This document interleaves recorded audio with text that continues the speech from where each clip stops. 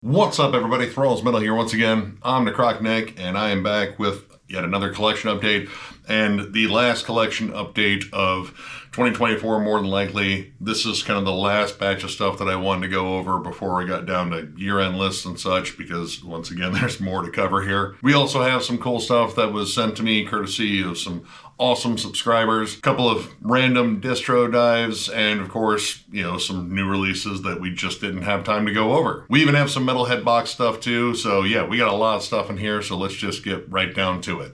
Desekryptor, Curse of the Execrated. This is the first EP from this Indiana-based death metal act, blackened death metal. This band has just a ferociously raw sound. It kind of occasionally borders a little bit on war metal, like you get a lot of just like heavy, dissonant, pummeling riffs. The drum work on here is frantic, fast, aggressive. Some of this kind of reminds me a bit of Black Curse. It's just very raw and dark. Occasionally you get some stuff that is a little bit more like grindy every now and then, like more or less in pockets. Like you'll just get a section where you get like some more like ferociously down-picked riffs that have like a little bit of a punky snarl to them. And of course, tons of blast beats. The guitar tone in here is just vicious sounding. Like it just sounds kind of disgusting. Like there's a little bit of HM2 snarl to it, but also has that like really crispy kind of just like ugly sound that you would hear again in like bands like Black Curse, like Mitochondrion, stuff like that. Not quite as like complex as Mitochondrion. That band's just absolutely nuts when it comes down to just, well, everything they do. The only song out of this quick 4-track EP that kind of really breaks out of that mold is Enraptured in Chance, which is a little bit slower, a little bit more menacing. It kind of gives the atmosphere room to breathe. There's some really creepy samples on it too that kind of add to the atmosphere, which is nice because like the first 2 tracks, Sadistic Incineration and Anthropophagic Corpse, both of those are just like dimed aggression, just right out of the gate. They don't waste any time getting to the point, and the point is to just absolutely savage your eardrums. That definitely describes most of this outside of, again, Enrapture and Chance, and maybe a little bit on the title track, the last track, which has some like more Death Doom moments, but yeah, baseline, this is just absolutely raw, disgusting death metal / blackened death metal. I believe this band has a full length. I do kind of want to check it out. If you're a big fan of like Black Curse, Warp Chamber, kind of like stuff in that vein, check this out. It may be a short listen, but it is vicious as hell from front to back. So yeah, check it out. Mortual, Evil Incarnation. This is the second EP from this Costa Rican death metal act. I picked this one up in the same batch I picked up the last one, just sort of perusing distros, seeing what else was out there, and I saw that this band actually featured members of Perishing, which I went over their EP/demo that came out not too long ago. I absolutely loved that. So because this was kind of adjacent to it, I figured why not check it out. And this is just flat out old school, ugly death metal. Lots of like just old Cannibal Corpse, like Morbid Angel, Incantation. It's just kind of raw and rotten and very 90s sounding. I will say that production-wise, this feels more demo-ish. Like there's a hefty dose of like demo mud on here, but that does kind of add to the overall just kind of gross sound to it, except with the vocals. The vocals, I feel at times, are so like far back in the mix that they feel muffled as hell. And when you can hear them like more clearly, they're like very cavernous and just very ghastly sounding. Like you get a good mix of like low roars and those ghastly, almost like John Tardy-ish sort of just, the stuff we love in death metal. This EP is very fast-paced, lots of just flat-out brutal, chuggy moments. There's even some moments that kind of border on suffocation in terms of like breakdowns and like triplet chugs and such. Dimensional Chaos on here is a particular standout for me. There's this awesome descending riff in there that is just menacing as hell. I will say with that layer of mud though, in some of the faster sections, it can get like a little chaotic where you can kind of like lose the song for a little bit and then it gets back on track with like a hefty groove and such. But the whole EP I think is awesome, except for one thing, and it's kind of my usual gripe on, albums that do this. There are interludes, and interludes on albums, yeah, all right, sometimes they're kind of cool. That's fine. It's kind of a side A, side B thing on the vinyls, I get that. But I will say on an EP though, interludes and like little samples and breaks like that, I'm just not a fan of, because you have a short listen here. Like, this is just a scratch over 20 minutes. I feel like interludes should be just flat out ditched on EPs in general. It's not a deal breaker though. Like, this is still absolutely awesome, but I just don't get why interludes should even bother showing up on EPs. If you're a big fan of, like, honestly, like flat out like 90s death metal, like again, a lot of Cannibal Corpse, Incantation, especially early Incantation, stuff like Drawn and Quartered too, check this out. Pretty gnarly listen. All right, these next three are the same band, and when this showed up in the mail, I was kind of surprised by it, because there's some sort of like weird synchronicity with this band. Because I got this band's shirt in the Metalhead box not too long before I saw Dreadful Rick go over one of their albums. And then all of a sudden this package of albums shows up at my doorstep, and I'm like, oh, wow. And my first reaction was, this feels like a Rick move. Like, he saw me talk about this band, like I hadn't really followed up on them. They sound like they're pretty cool, and it would be a very Rick move to just send me this stuff out of the blue, because Rick is absolutely awesome. But it turns out it wasn't Rick this time. This was actually from a longtime fan of our channel, Tracy Stanton, and she sent me a whole bunch of Mausoleum albums. All three of their full lengths, in fact. And we're going to start off with their first one, Cadaverous Displays of Ghoulish Ghastliness. Now again, I was very unfamiliar with this Pennsylvania-based death metal act up until very recently, but as soon as I started jamming these albums, there is an air of familiarity about this band in terms of their sound for sure. This band sounds a lot like Autopsy. There are so many different tropes of Autopsy that they capture that honestly, like, you could do like the blindfolded taste test equivalent of listening to metal albums. Play this and someone would think you were playing some absolutely savage like Autopsy demos from like, you know, the early 80s that they hadn't heard. They're so Autopsy-ish that their drummer is actually their vocalist too. So yeah, we got a lot of Autopsy-isms here, and well, yeah, getting down the sound, it sounds like exactly like Autopsy. I will say that on here, the production is super muddy. Like, there is a thick layer of sludge and murk that drips out of the speakers. Like, if this is meat and potatoes death metal, this thing is absolutely covered in like thick gravy. Gravy so thick that it almost completely muffles the drums. Like, the drums are probably the muddiest thing on here. But again, it sounds like Autopsy, and I love Autopsy. They have the punky freakouts, the just stomp on a dime, death doom breakdowns. The vocals are absolutely awesome on here. Very Chris Reifert-ish, of course. If I had to compare this album in particular to an Autopsy album, I would say it's very similar to like Mental Funeral in terms of that shift more towards death doom. It definitely has that raw and rotten sound of that album, though I think that album is a little bit better produced. But yeah, everything that Autopsy does on that album and throughout most of their career is on here. The death doom breakdowns on here are absolutely disgusting. The raw, swampy sounding guitars and the thick low end on here gives these giant death doom breakdowns some serious heft. It sounds like Mortal Extinction, let's see, Entombed in the Womb. Yeah, the song titles are fun too. Absolution for the Living Dead. When those death doom breakdowns hit, they're absolutely savage, and again, I like the transitions into them being very Autopsy-ish, where they are stopping the dime, and even down to the drum work. The drum work is also very Chris Reifert-ish. It's, again, kind of that more like punky style of, you know, death metal drumming where, you know, Chris, I've always said, sounds like a punk drummer that sounds like he learned how to play metal, and that's the same vibe on here. I will say that Tombs of the Blind Dead, which that's an amazing movie series there in itself, and well, I mean, Hooded Menace knows. That song is a little bit faster, a little bit more aggressive. There's actually some more blast beats on there. And oddly enough, when they're blasting, it sounds like a little bit more crisp, like a layer of that kind of death metal gravy is splashed off the plate. That's a terrible comparison, but I made it. But it was nice to hear like some elements of the production kind of cut through the mix that, well, I mean, are kind of hampered by it in the rest of the album. Honestly, if this had a better mix, I would probably gush about it even more, but mixing issues are kind of an issue with all these, and well, that'll continue with their second album here, Back from the Funeral. Now, their first one came out in 2003. This one didn't come out until 2011, and sadly, there is a bit of a tragedy attached to this one. This is their last one with guitarist Phil Newbaker, who sadly passed in 2009. But this is very much a continuation of the same thing. Again, this 100% sounds like Autopsy, Production here is a little bit different. I think it's better in some respects. Like the guitars, there's a layer of mud kind of scraped off them. You get a little bit more crunch out of them.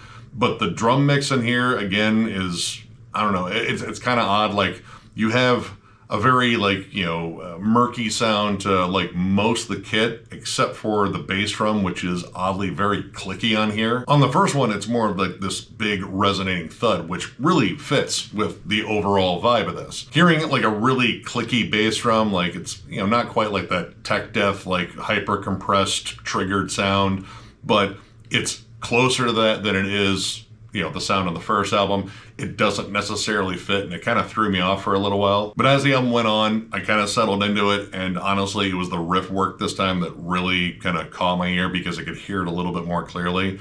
And these riffs are just absolutely savage, doomy. Again, the guitar tone itself being like a little bit more clear in here, you can kind of hear more of the intricacies on it. Now, once again, this definitely sounds like Autopsy. There are some moments on here that are a little bit different, or just like some aspects of this album that do sound like a little bit different. The vocals this time sound more along the lines of John Tardy, which, you know, I'm never going to complain about that. I mean, I'm never going to complain about Chris Reifert vocals either. But they feel more ghastly, a little bit more drawn out, but in like, you know, John Tardy's fashion. There's a little bit less of like the kind of like punkier influences on here. Like I would say like the title track is probably the lone track in here that kind of has like a little bit more of that like punky D-beat kind of grime to it. Most of this goes for more slow to mid-tempo stuff, like the opening track, Doomed in the Desecrated Cemetery, kicks off with like galloping rhythms, like some heavy tremolos. It's a solid opener. And naturally, giant death doom moments,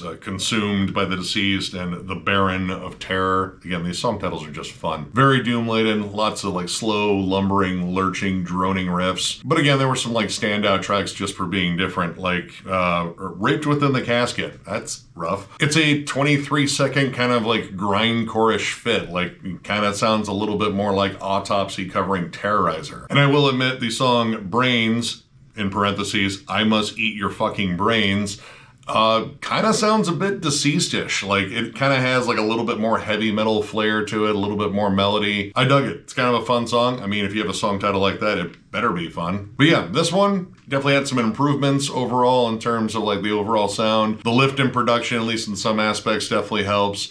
It was missing some of the things that I liked from the first album, but all in all, pretty solid album. And then we get down to their third album, Defiling the Decayed. This one came out this year, and this is the album that I first saw because Rick went over it in one of his collection updates. And the way he described it sounded like something I would really like. And then lo and behold, it shows up on my doorstep, and it wasn't from Rick. Again, the weird synchronicity of events here, I just thought was very interesting. And I will say, once again, I mean, it sounds like Autopsy, but this one is a little bit different. I will say that overall, in terms of like the production, this is probably my favorite. It kind of has like the best elements of the first two, I would say. Like the drums are back to having like a good thudding bass drum sound. The guitars have a good amount of crunch, but they still sound murky. Overall, I think it just kind of sounds a bit better. Musically though, this one's a little bit different. This one I feel is just like a lot more aggressive. Even the vocals have kind of changed, like they're more of a guttural roar this time rather than like the John Tardy or Chris Reifert sort of like theatrical over-the-top delivery. But yeah, musically, this just has like, I don't know, like an even heavier vibe. Like there's a lot more like heavy chugging riffs. Even in like the big death doom moments on here, like Torn Apart, Curse the Tomb, the title track, there's a little bit more of a hefty chug to all of them. Like instead of like just droning on single chords, you just have like a lot of like just more syncopated chugging to it. And couple that with, you know, the more aggressive vocals, like it just has a more brutal sound overall. The song Grave Fucked in particular really stood out to me. It's just an absolutely devastating song.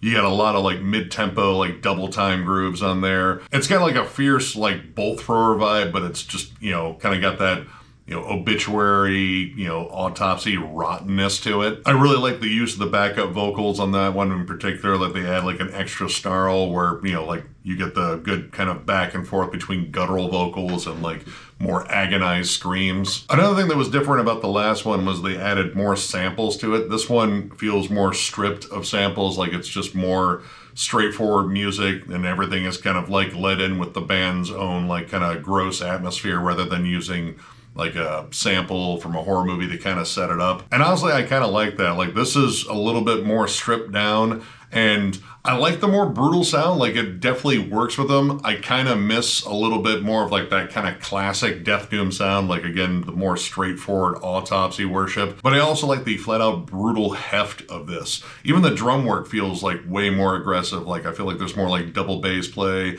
Occasionally you get some more like aggressive blasty sections. Overall, all three of these were good. I mean, yeah, they all kind of sound like autopsy, and I mean, it's like autopsy I like none of these sounded like shit fun. So this was kind of an easy win for me. And yeah, absolutely killer stuff. Once again, thank you very much, Tracy, for sending me these.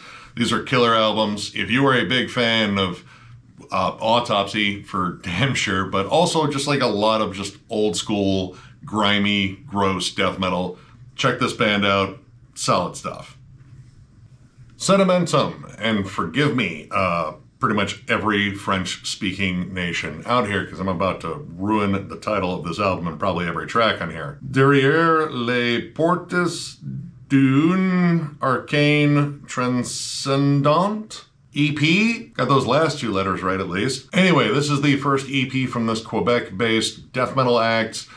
Maybe Death Doom now? This is quite a shift from their debut album, Separation Morphogénétique. Maybe that's how you say that word? I was a big fan of that debut. Just nasty, vicious, old school death metal, hyper aggressive, but tons of just killer riffs on there. And I was pretty excited to go over this EP. I just kind of took a while to get to it. And listening to this entire EP multiple times, this stylistically is very far away from what the first album was. This is a trip more towards like atmospheric death doom. For the most part, this is slower, more plotting, more atmospheric. Like honestly, this kind of sounds a bit like Spectral Voice. And by extension, a lot of bands that kind of share a lot of similarities with Spectral Voice. Just like there's like a bit of mortiferum on here, fossilization.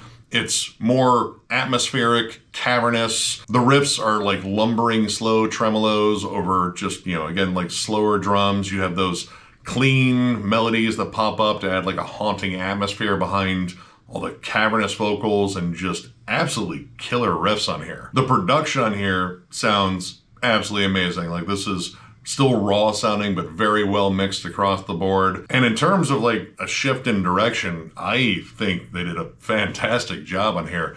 There's only 3 tracks in here, and I'm not gonna say all of them because I can't, because they're in French, and I already ruined one French thing. I'm gonna skip that part. Anyway, the songwriting here is amazing. Lots of dynamics. You still have like faster, more aggressive moments, but overall the tone on here is just much more dark and sinister and menacing. All the songs are longer now. They're more drawn out. And honestly, I like the song building dynamics in this album in particular. Like these songs really just build to grand, epic, and very evil heights. The last track in particular is possibly one of my favorites because it just kind of encapsulates everything this band is pretty much done. You have blast beat sections that's more aggressive, and then this really just haunting atmospheric build and this crushing death doom breakdown. This EP is absolutely amazing, and I really didn't expect them to kind of shift gears like this, but they did an amazing job. If you were a big fan of, I would even say like Blood Incantation, but mostly Spectral Voice, Fossilization, stuff like that, check this EP out. I'm kind of wondering if this is going to be like what the future of this band is going to be in terms of the direction they're going, or if this is a one-off. Either way, this band's awesome in general, so yeah, check it out. Feral, To Usurp the Thrones. This is the 4th full length from this Swedish death metal act. I've been following this band since their 2nd album. This is very predictably the thing that I love in terms of Swedish death metal. The saw remains the law with this band pretty much since their inception, which, not counting the awesome split they did with fellow buzzsaw worshipping band Crawl, this is their first full length in, I think, about 4 years, so welcome back, Feral. And it's pretty much like they never left. They are still doing exactly what I expect them to do. A lot of Entombed, Dismember, Bloodbath, worshipping death metal. The HM2 tone is on point. It's snarly, it's ugly. Maybe not as snarly and ugly as it's been in the past, but it's still absolutely vicious. This is very much in my comfort zone when it comes down to just HM2 death metal. Love the vocals on here. He's got a great, well-pronounced roar that's powerful. It kind of drives the songs when the riffs aren't just absolutely chugging your face off. And while this definitely sticks to, like, you know, a lot of what you expect, there's some interesting wrinkles every now and then. You get some, like, more doomy kind of droning riffs and songs like Vile Malediction, The Devouring Storm, Into the Ashes of History. A little bit more menacing and more dark. They kind of, like, you know, dial it back in terms of the outright aggression, but man, did they deliver some absolutely savage riffs. Like, every song in here has just got tons of riffs. But again, there's some like slightly different flavors that show up. There's some like kind of death and roll moments on the opening track to Drain the World of Light, and Phantoms of Iniquity. Like, there's a little bit of that, like, I would say like Wolverine blues sort of flash to it, where you get some like more, you know, kind of like sludgy riffs with some bluesy licks kind of mixed in. Deformed Mentality brings the D-beat, crusty, sort of like punkiness to the surface a bit. I mean, baseline, this does everything that I expected Feral to do, and it does it really well. You still get like good melodic hooks here and there. They're not reinventing the wheel. I don't expect them to. I just expect them to deliver the goods, and this is yet another solid album from them. Production's pretty solid. I will say that occasionally in the like faster moments, like especially like some of the blastier moments in here, the snare can kind of get lost. It's got a very like hollow sound to it. So there's like this reverb to it where I feel like it kind of just gets lost with all the just absolutely grinding savage guitars and roared vocals and admittedly pretty flashy bass work every now and then. But yeah, like this is pretty much an easy one if you're a fan of HM2 death metal in general, and especially like the more like old school leaning stuff, like again, Entombed, Dismember. Like if you love like an Ever-Flowing Stream or Left Hand Path, you're probably gonna dig this. So yeah, check it out, good stuff. Loudblast, Altering Fates and Destinies. This is the 9th album from this French death metal act, arguably the first French death metal band, I believe, in terms of like the whole history of death metal in France. This was another one that I wanted to go over in a full-on review because I've been a fan of this band for a long time, but again, we just didn't have time. And honestly, I'm kind of glad we didn't, because this is just kind of okay.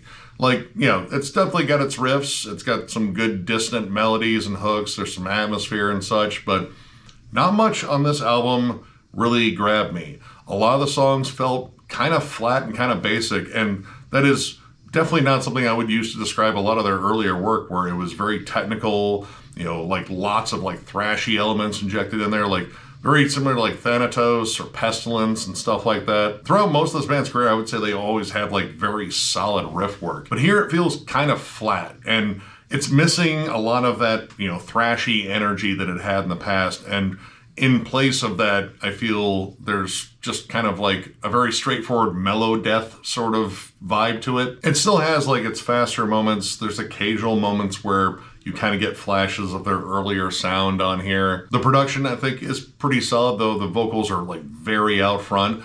I do like his delivery, though. It's very Acherfeltian. It's weird that we kind of turned that into a word. Inhale the Void and Cursed and Veiled are, you know, two really solid tracks. I think they definitely stand out for being a little bit more energetic and a little bit more creative. But a lot of this, I don't know, I just feel like it kind of like rests on their laurels.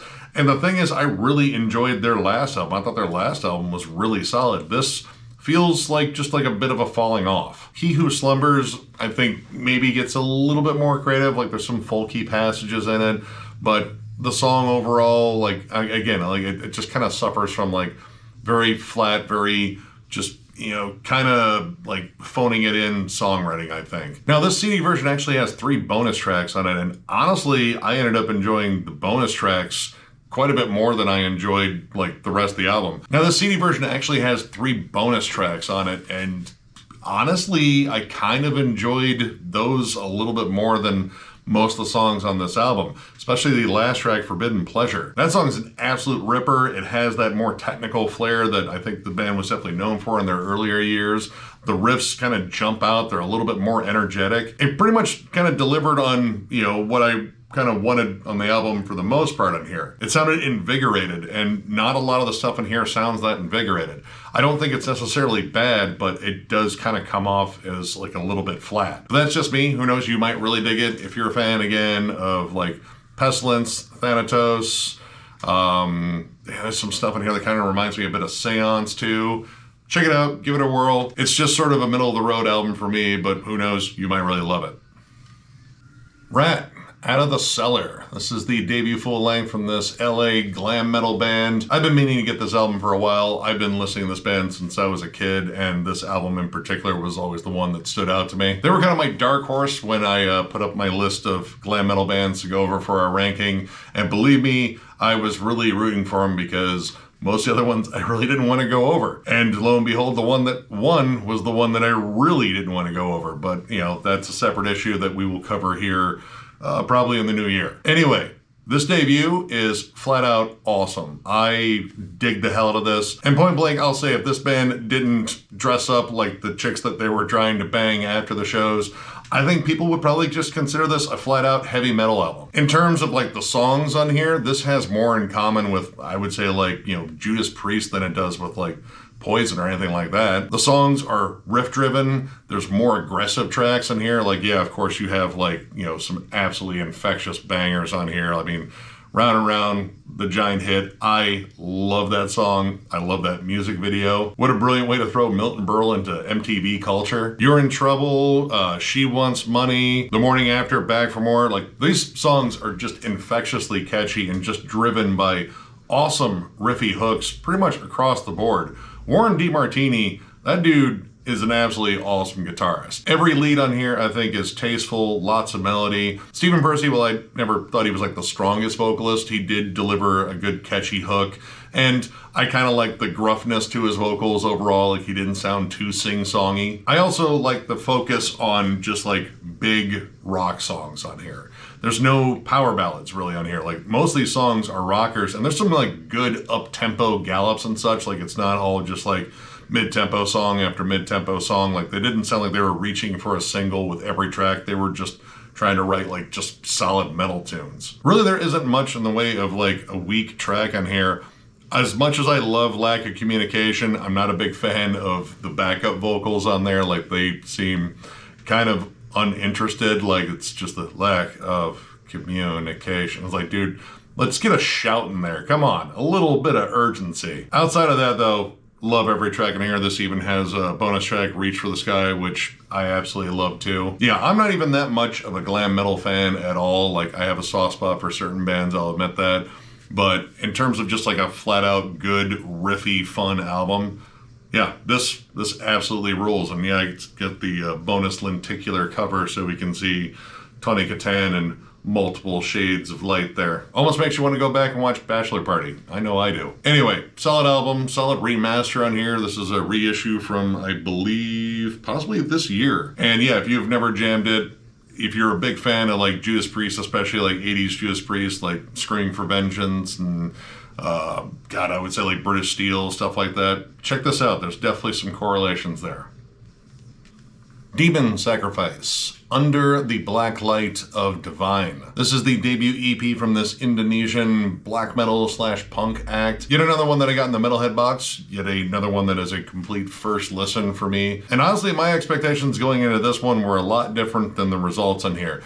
But honestly, it's kind of a good thing. Like, I kind of expected something, more akin to like, blackened speed metal and stuff like that, like, Midnight and, Bewitcher. And honestly, what I got was surprisingly very melodic. While this definitely has like a lot of the snarl and kind of gritty atmosphere of black metal, this really does lay more on like punk riffs, but also a little bit of goth rock, which has definitely been a theme this year. There are some outright infectious melodies, and they start right away with the opening track, which is kind of an intro, like it's an opening instrumental. Summoning from the Abyss has this kind of repeated lead melody on there that just has this very dreary but very melodic hook, and honestly that carries throughout a lot of this album. This album, honestly, it kind of reminds me a bit of like a way more raw, punky Tribulation at times, especially some of the later stuff from that band where they really got gothic. But it's really balanced out well with the, more punky, kind of gritty black metal side of them.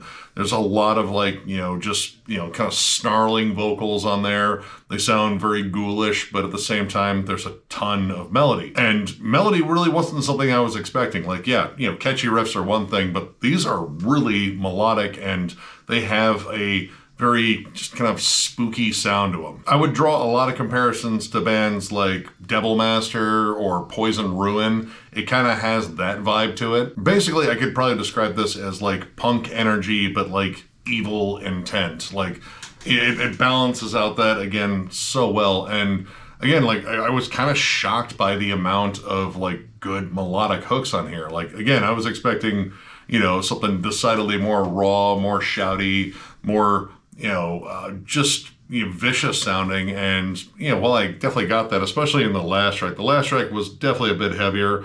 All Shall Perish. It's still hooky, but it doesn't feel as melodic. It's also a little bit more like, urgent sounding, like it's fast, it's gnarly. It kind of captures more of that punky spirit. But even the interlude track in here, which I was kind of surprised by and didn't dislike, even though this is an EP, Thy Praise of Death and Never-Ending Darkness is pretty. Like, it's pretty clean playing. It's a gorgeous melody.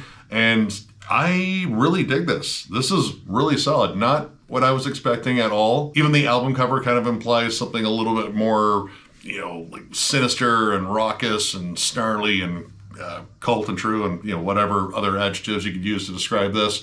But I got something completely different, and I really dig it. If you're a big fan of Poison Ruin and Devil Master and a little bit of Tribulation, maybe even some like Misfits in there too, check this out. This was really good. Nomon, Diabolical Bloodshed. This is a reissue of the debut album from this Swedish death metal act.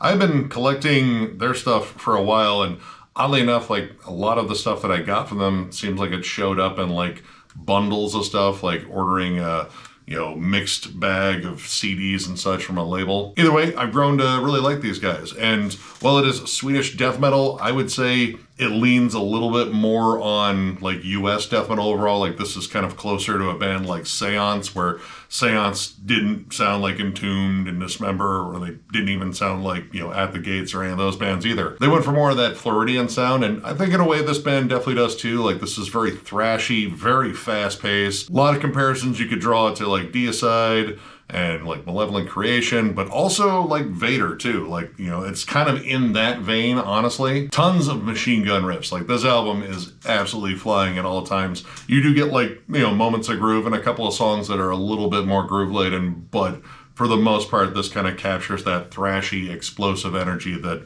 again, like a lot of like the Floridian scene did. Lots of relentless chugging. There's some fun syncopation in terms of like chugs behind blast beats in here, because this album loves blasting. And some like cool spots of melody. Like, there's a little bit on here I would say is like a little close to like At the Gates and, like early Soil Work. Like again, still has a thrashy vibe, but there's some distinct mellow death melodies that kind of pop up. And surprisingly, a fair amount of atmosphere in between tracks, kind of build them up a little bit, add some, spooky, sinister vibes every now and then. But for the most part, this is just kind of one gear. But to their credit, they do it really well. In terms of like the mix in here, I do have an issue with the guitars sounding very thin. Like I feel like the vocals and drums are up a little bit further than the guitars. Either that or the guitars were pushed back on this version. I didn't go listen to the original, but in terms of like snarly guitars, like all the other albums that I have by this band, there's really no issue there. The guitars are generally very prominent and out front. Overall, this was pretty solid. Like it was kind of what I expected. It really isn't like a lot different than anything else that I own by this band. They kind of, again, have one particular gear that they latch onto, but to their credit, they do it really well. If you're a big fan of, again, Vader, Malevolent Creation, Deicide, I would even say like Hatesphere at times is kind of comparable to, especially with that thrashy edge and the occasional mellow death riff that comes up in here. Check this one out. Pretty solid stuff. Sodom, Tapping the Vein. This is the 2024 reissue of this. complete with, you know, a remaster, a re-recording, and a whole live set from Tokyo. Man, this is like one of my favorite Sodom albums. This was their 5th one overall, originally came out in 1992. Top 5 Sodom album, bare minimum on this one. And while I already own a copy of this, you know, it's good enough to re-buy. I believe the version I have is also remastered, but I was kind of curious about the re-recording of these tracks just because Sodom's been doing that quite a bit here lately, and honestly, the results haven't been too bad. And any Sodom live stuff, especially after seeing him this year, I was kind of for, even though I'm not like the biggest fan of live releases, I have their Marooned one, and I really enjoy that. These guys just absolutely kill live, still, to this day. They are just absolutely fantastic live. But yeah, I love this album. I honestly would argue that this is almost like their death thrash album. It's faster and meaner in spots. Some of the groovier sections just hit harder. The riff work on this album is so fucking good. One Step Over the Line and The Crippler in particular are like 2 of my favorite Sodom tracks ever. One Step Over the Line is probably one of the few slower songs in here, but man, dude, that riff absolutely kills. But I've always liked this album as a standout just in terms of like Sodom's heaviest albums.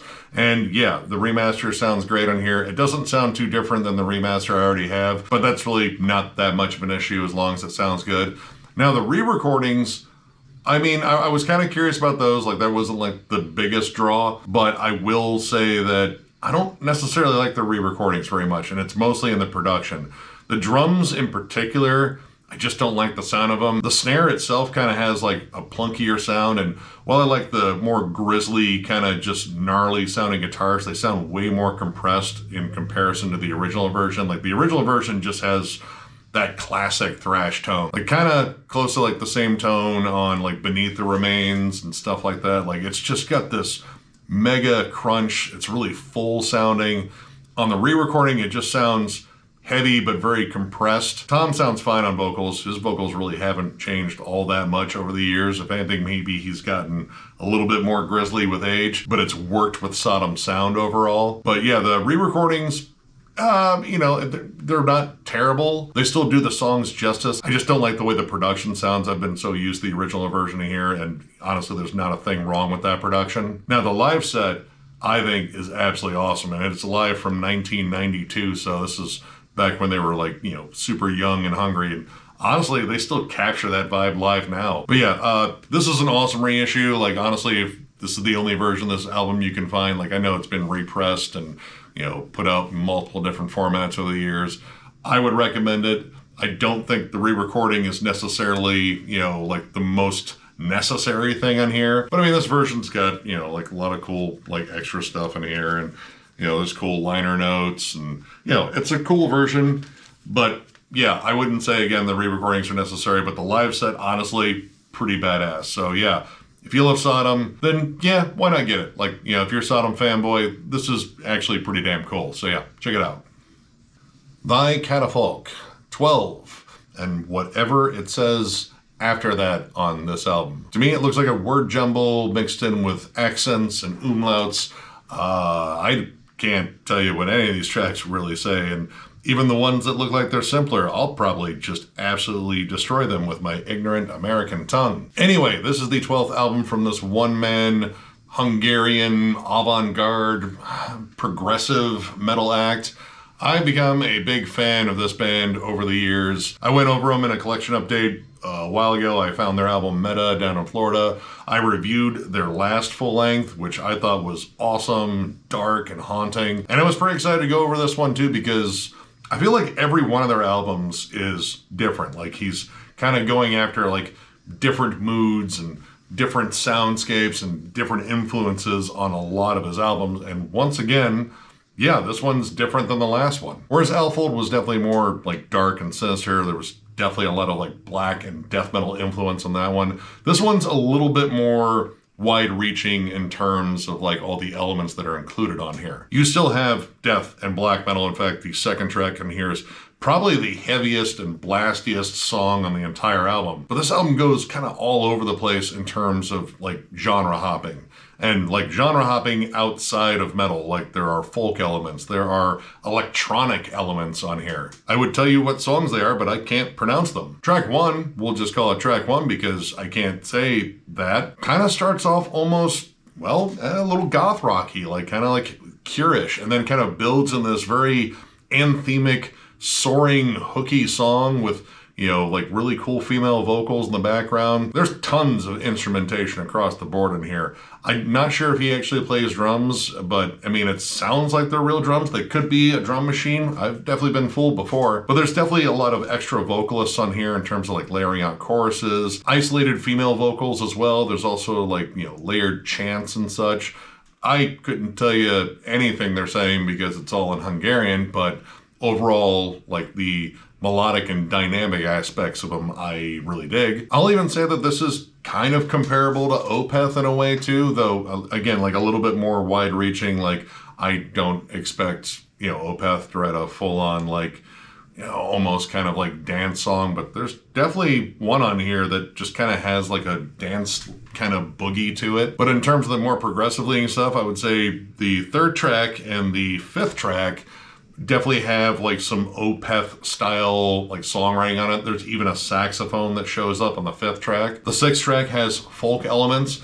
I would go as far as to say like almost every song in here is a little bit different, or at least when they decide to, you know, go back to something, they mix it in like a different, you know, way where it doesn't feel like repetitious. A lot of that has to do with just this kind of like fearless songwriting style, like transitioning from like, you know, like death and thrash metal and black metal to like folk and then electronic music and then just kind of flat out rock hooks. This guy kind of does everything, and I mean, he kind of does everything really well on here. I still need more of this guy's stuff in my collection. This is, I believe, the 4th album that I own from him now. And there's definitely a lot of stuff that I'm missing in terms of his earlier work. And I'm still missing some of the more recent stuff too. But yeah, it's hard for me to really compare this to any one band. But I mean, Opeth is definitely part of it. Enslaved, kinda in spots. There's even sort of a BT Bamish sort of vibe to him in terms of like, you know, the genre hopping and such. Check out this band. Check out this album. Yeah, this is just a really wild, adventurous listen. And I would say it is as awesome as these song titles are impossible for me to pronounce. So yeah, check it out. Alchemy of Flesh by Will Alone. This is the 2nd album from this one-man Georgia death metal act. I actually went over this band's first album, Ageless Abomination, years ago in a collection update. Someone recommended them to me in the comments. I checked it out. I ended up liking it. Well, except for like bad drum production. I just did not like the sound of the programmed drums on that one, but I saw this one and I wanted to check it out because musically I really dig what this guy does. Might have something to do with this band sounding an awful lot like Morbid Angel, but that's really never been an issue for me. So yeah, I saw this on Redefining Darkness's Bandcamp. I took a look at the cover and was like, man, was Mortal Kombat the inspiration behind this one? I'm not against that either. Snagged it, and honestly, this is like a lot better than the first one. Not to say that that one was bad. It definitely did the whole Morbid Angel worship really well, but this is an improvement on everything that that album was doing. The riff work is tighter, lots of great tremolo harmonies. It sounds dark and evil. The drum program, if it is programmed drums, I still think it is, sounds a lot better. It sounds a lot more natural, and overall just the songwriting here I think is just way more dynamic. All these songs in here are catchy, they're vicious, lots of blast beats. Even the vocals kind of sound like David Vincent a bit. There really wasn't a track in here that I didn't like. Like, you have more thrashy numbers on here. The Godhead of Self in particular, Earth, Dragon, Totality. Doesn't feel as like evil with those song titles, but trust me, it sounds evil. The riff work in particular is really what drew me in. Like, this has just a lot of cool riff changes on here, alternating again between those like just dark, sinister tremolo harmonies to just thrashy gallops to full-on like death metal breakdowns. Other Eden in particular has like some more like technical death metal riffs on there, which kind of opens this up a little bit. You know, I like the fact that most of this is definitely geared towards Morbid Angel, but there are some moments in here where they do kind of get outside of that. Not many, but you know, some. There's a great use of dissonant melodies. There's good pockets of groove, like the really nasty breakdown on Labyrinth and Fortress, like triplet chug city on that one. Like a little bit of that like Terrence Hobbs, you know, kind of like suffocation energy on that one. Immemoriation in particular has some really cold, dissonant melodies that really stand out. Probably by far my big standout on here is An Erratic Existence. It's the longest track in the song. It's definitely the most dynamic, like lots of cool transitions in it. There's even some good spots of melody on it. It just feels like it reaches like a little bit more than some of the other songs. Like most of these songs are just kind of straight on point, just attack. And I love that. Like, you know, give me machine gun riffs all day long. But I like hearing some songs that get like a little bit flashy with the songwriting, like not necessarily with the playing, because, you know, when it comes down to, you know, a fair amount of the riffs, they're not super, super technical, but they're definitely just tight and well executed. An Erratic Existence, though, I think just shows off a lot of flash in terms of the songwriting, and I just dig the hell out of it. Well, for the most part, this is just very familiar territory. I like this territory. I come back to this territory often. We bring up Morbid Angel, probably more than any other fucking band on here when it comes down to death metal. Incantation's probably a close second. But yeah, this is awesome, start to finish. I dig the hell out of it. If you're a big fan of Morbid Angel, I would also say like Monstrosity, Hate Eternal, stuff like that. Check this album out, absolutely a banger. Undead Putrefactio. This is the second album from this Spanish death metal slash blackened death metal act. I really enjoyed their first album, Existential Horror, and I saw this one in a distro, like, oh yeah, I should follow up on that. And this is kind of, well, similar to the first one. Very thrashy, very evil and sinister sounding. Like this goes for more like evil than it does brutality.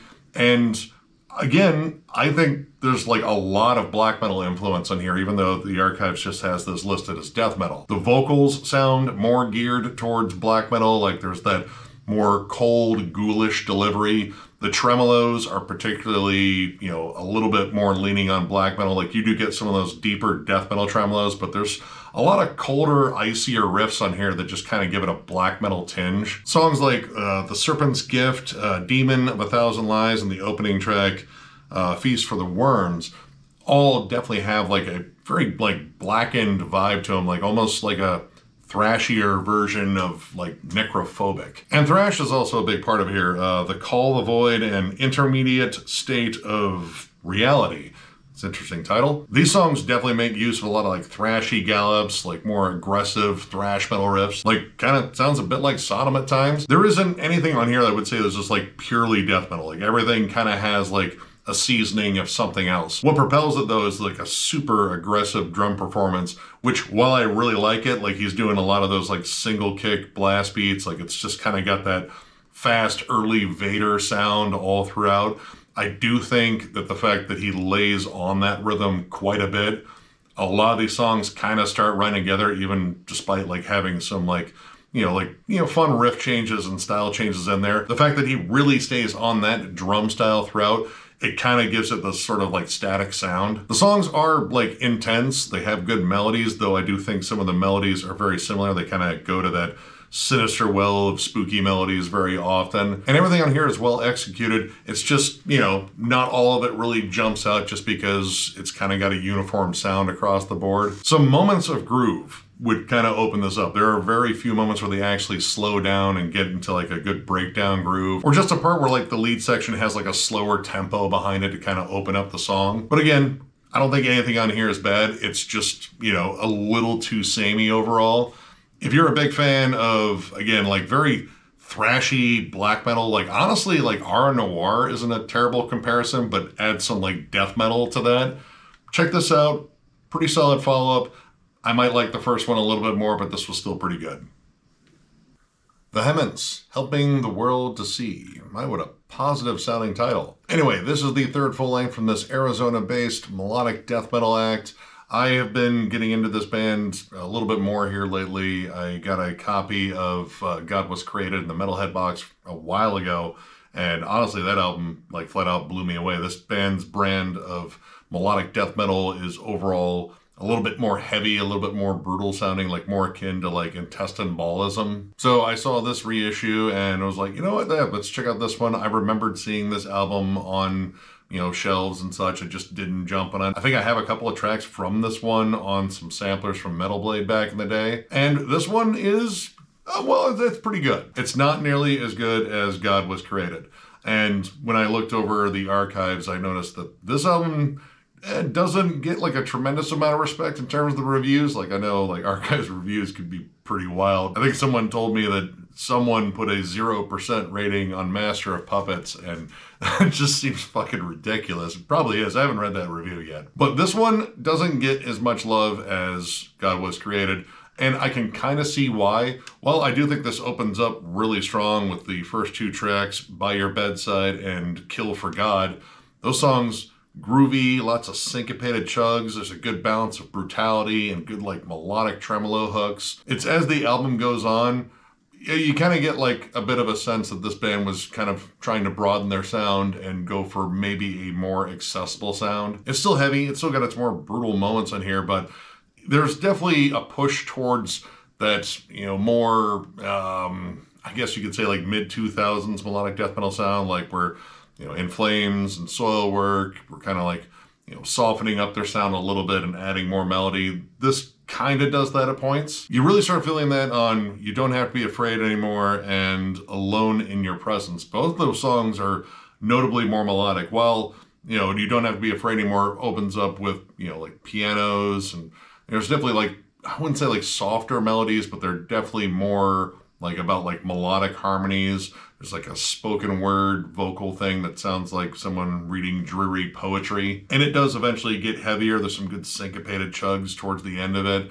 But there's a big tonal shift around that song. And then Alone in Your Presence is flat out melodic across the board. Like it has like cleaner tones on it. There's like acoustic strumming.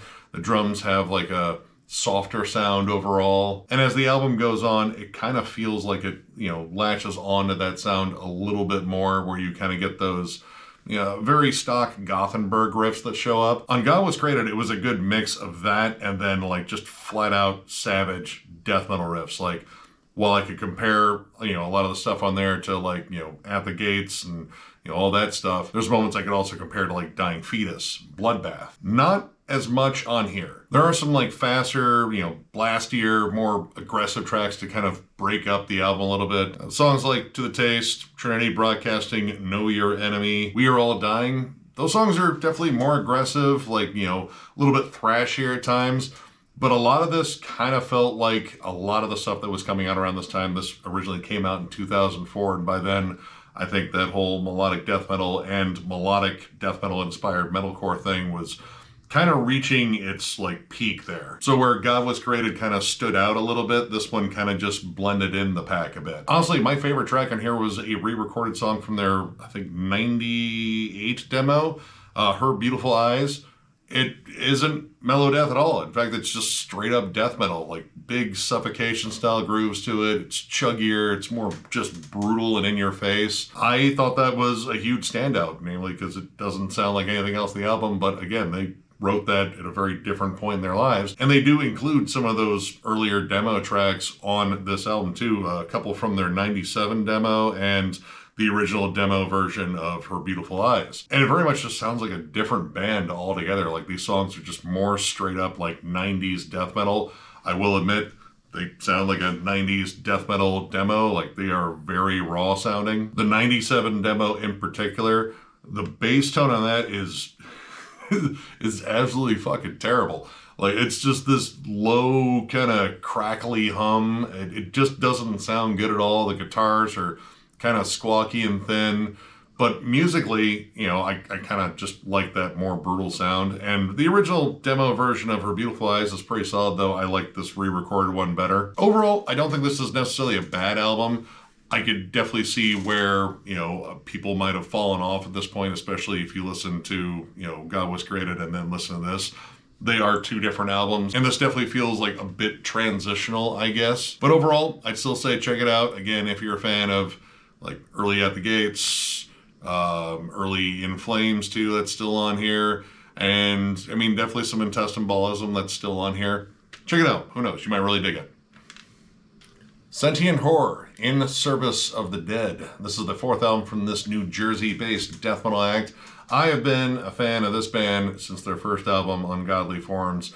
I absolutely loved it. It was pure HM2 death metal fury. Very dismember, very entombed, very me in terms of what I like. And I have been following this band ever since. I have all their other full lengths and even one of their EPs too. And this band has just been consistently just absolutely killing it with each release. Their last album, 2022's Rites of Gore, was a year ender for me. I absolutely love that album. Fierce bloodbath vibes, but also like early death mixed in there. This band just does death metal well. And I really wanted to review this one too, but again, it was one where we just didn't have time. And this is yet another solid album from them. And it's different than, I would say, at least the last one or maybe last two, where this is just kind of go for the throat on every song. This is probably their most direct and to the point album since possibly their debut. Every song on here, I would say, is just faster than hell, lots of thrashy energy. The guitar tone it's still an HM2. Like, it still has like that, buzzsaw snarl, but it's a little bit more like kind of thinned out, I guess, or it's just different. Like, imagine like a thrash metal band adopting that, buzzsaw tone and then kind of applying that to like, more of a crisp sort of like crunchy sound rather than like a deep, crackly, just, traditional HM2 sound. Regardless, it still works. I think the production on here is awesome and the songs are just absolutely furious. Like right from the rip, the opening track, The Way of Decay, it just kicks down the door and just beats you over the head. And it maintains that energy throughout the entire album. Like, this is almost like a combination of like, again, like bloodbath, but also like skeletal remains. You got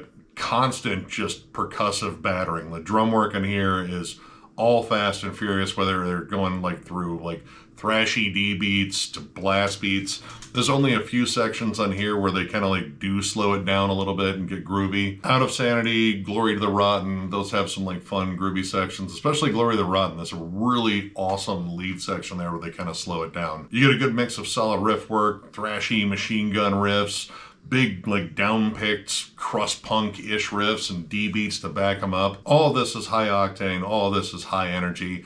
But I will say that I kind of miss the dynamics that showed up on, at least like the last two albums, I would say. This is noticeably more stripped down. Like, the songs are even shorter on here.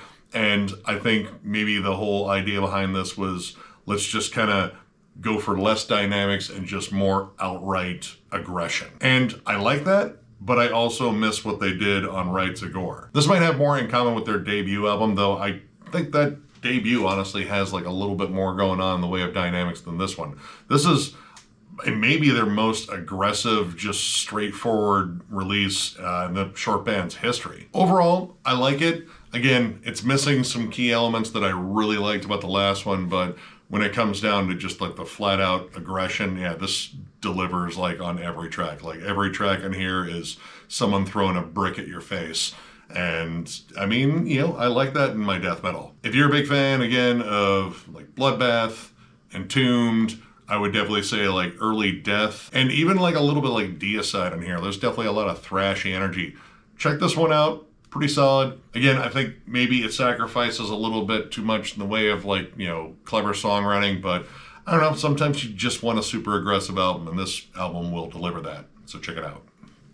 And finally, we have another one from Puritan Opiate, Unnatural Men with Machine Minds. I've lost count of how many albums that our dear friend Jason has sent us over the years, but this has become kind of like one of my favorite things to go over in collection updates because he constantly keeps evolving this project to the point where I can't necessarily tell you what this band or this project sounds like until I have like sat down and listened to it a few times, because each one of his releases has been different and has been inspired by different bands, different literary sources. I think even movies have influenced him too. Pretty much, life is like a Puritan Opiate album. You never know what you're going to get. And once again, our dear friend Jason has sent us another letter to go with this.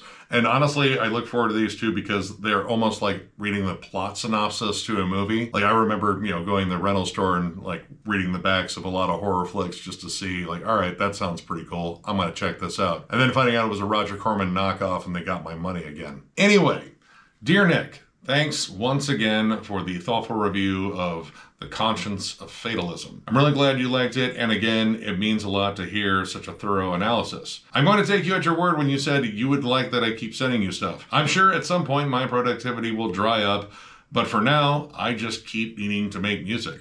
Keep sticking with that. Here's my latest full-length, Unnatural Men and Machine Minds. It's a concept album I've been working on since mid-August. And it is basically about how the 2024 election cycle has revealed the rock-bottom depths of depravity in American culture. Agreed. Fittingly, I finished the title track on Election Day. This album is a bummer, I won't lie. I created it, and it still depresses me to listen to it. But I know that we share an interest in morose metal, so hopefully you find something you like about it. Thanks as always, Jason. P.S. It's also available on YouTube and as a free download on Bandcamp, and in those formats there's an additional song, An Angry, Self-Hating Man. I had to leave it off the CD because it's 23 minutes long.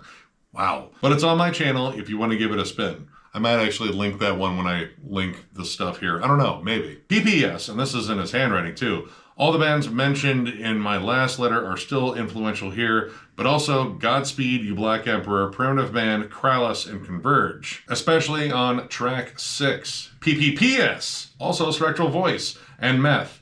And he put a caveat here, the band, not the substance. That is very reassuring, Jason. And honestly, this one, well, I mean, as depressing and dark and just kind of horrifying as it is, honestly might be one of my favorites. First off, production-wise, one of the things that I've kind of gone over about these albums is like getting good drum production, because often I feel like the drums have been kind of muffled. Here, where the drums are present, because there are long periods without any drums, they sound good. They sound out front in the mix. You can make out everything he's playing, and that's honestly just one of the things that I kind of latched onto first. Like, dude, yes, the drum sound is on.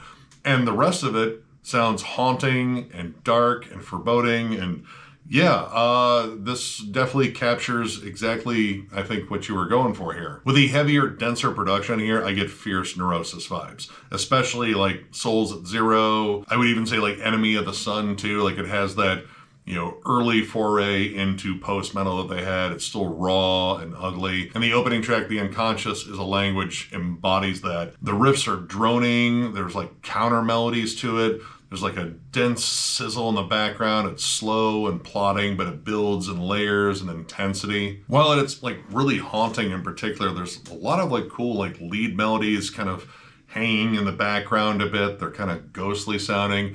And this one definitely has like a lot of samples. At points, some of the samples are a bit loud, but I can understand like the volume of some of the samples because they fit with the themes. The title track in particular, I love the sample choice in there. It is Charlie Chaplin's amazing monologue at the end of The Great Dictator. Those words still echo a ton of truth today, and it fits with the just dark, foreboding mood on that song. And honestly, now that I see Godspeed You Black Emperor, I do get some heavy post-rock vibes on here. The third track in particular on here, Untenanted by Any Tangible Form, I don't believe there's any percussion on it, but it is all driven by this like heavy atmospheric drone. And generally like more ambient tracks that kind of put me off. Like I need songs to go there, otherwise it's just like background noise. But I was really drawn into like the guitar layering and the melody on there. While I didn't think of Godspeed You Black Emperor, I was definitely thinking of bands like Caspian and This Will Destroy You. Very much the same ilk. But I also thought of like Pink Floyd in their darker moments, like some of the more spacey open sections on like Wish You Were Here or Animals. It almost feels like, those post-rock bands kind of covering Floyd a little bit. The darker tone in here in particular, I like. It has a lot of substance, and again, with this like improvement in production, it has weight to it now. The layers of like haunting guitars and synths and all of that really do come together to create this just kind of joyless atmosphere, which is pretty much what it seems like he was kind of going for. And it works. Like, this really just feels dark and oppressive, but you get like glimmers of light with like piano melodies or like a nice guitar line that comes up, so it's not entirely bleak. Any of the vocals or samples on here have an extra grainy filter on there. You can kind of hear it crackling like it's being spoken over a fading intercom, like that thing's about to die. And I can definitely get that Converge influence on track 6, Serpentine Collapse. It is the most aggressive, fast-paced song on there. It's the shortest song too. It just stands up for being more aggressive, though like the riffs on top I wouldn't necessarily call aggressive. They're still very atmospheric and sullen and dark. So it doesn't like stand out as like a kind of like what the fuck moment or anything like that. It fits entirely with the whole album. And much like, you know, all of his albums, these songs really do stand apart, but there is a cohesive theme that kind of brings them all together. It's like different shades of just darkness on here. So yeah, once again, Jason, solid job on here. Honestly, this might be one of my favorites yet, and I really hope you don't hit that creative slump. Like, if you still got it in you to create killer music, keep doing it. But yeah, of course, like with everything, I'm gonna link, you know, music down below. But yeah, if you're a big fan of, you know, I would definitely say Spectral Voices on here for sure, Neurosis for damn sure, and again, a lot of like just very dark post-rock on here too. Check this out, solid stuff. Thank you once again, Jason. And that'll do it for collection updates for at least 2024. I'm very thankful to be done and caught up here, and I wanted to make sure, you know, I covered as much stuff as possible before getting into year-end lists, which is coming up pretty soon. We might have a couple more reviews just because there's like kind of some straggler releases in December that we want to go over. But yeah, it's on to year-end lists, and then, you know, probably getting down to the Motley Crue ranking, retro reviews, you know, tons of other stuff that, you know, I just haven't had time to do because I've been doing these fucking collection updates. But yeah, if you enjoyed this video, give it a thumbs up. And if you are new to the channel, subscribe, because we do stuff like this all the time. We also now have memberships. They're only 99 cents, and we do offer a members-only live stream that we'll do probably monthly, bi-monthly. I don't think we're going to end up doing one of those in particular for December, just because December's it's the holidays. It's absolutely nuts. But we will probably do one in January for sure. And who knows, we might do a New Year's stream or something like that, or I might get bored and just do like a regular stream. We also have stupid emojis for obvious reasons. And yeah, this is kind of the new way to support the channel more directly if you would like. We still have our store too, thrallsmetal.com, with our t-shirts and hats. So if you are interested in joining the channel, there's a join button down below, and then down below in the video description, there's a link to thrallsmetal.com if you're interested in our merch. And of course, thank you guys so much for every bit of support. We are coming up on, I believe, what, our 6th year doing this. It has been an absolutely amazing run. This still remains like one of the coolest things I think I've done with my life, which sounds marginally sad. I don't know, maybe, but I love it. I love doing this. I love the community we've created here. It's amazing just waking up every day to like cool comments and running into you guys at shows, like all the amazing stuff that has come with this channel. Thank you all for that. It's just kind of an amazing feeling. So one more big thank you, because this is the thank you part of the video, and I can't thank you just once or twice. I usually do it more than that. And we will catch you later.